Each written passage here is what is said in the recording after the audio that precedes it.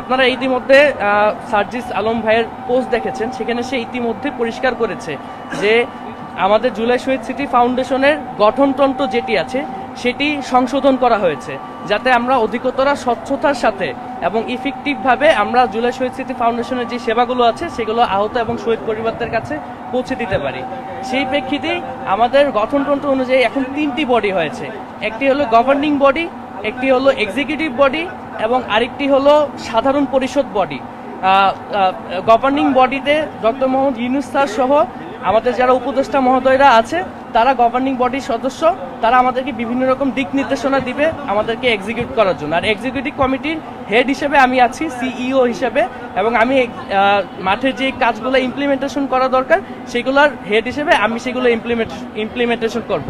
সেক্ষেত্রে এই যে গঠনতন্ত্রতে আপডেট করা হয়েছে তার ফলে জেনারেল সেক্রেটারি যে পোস্টটা, সেই পোস্টটার এখন কোনো প্রয়োজন নেই আমাদের যে নতুন গঠনতন্ত্র অনুযায়ী।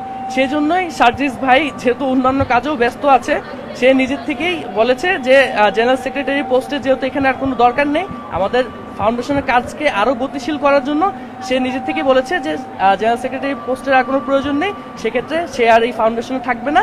সে পুরোটাই এই গঠনতন্ত্রের উপর ভিত্তি করে গঠনতন্ত্রের যারা এক্সিকিউটিভ কমিটিতে আছে, গভর্নিং বডিতে আছে, তাদের উপর দায়িত্ব দিয়ে সে তার দায়িত্ব পালন করেছে।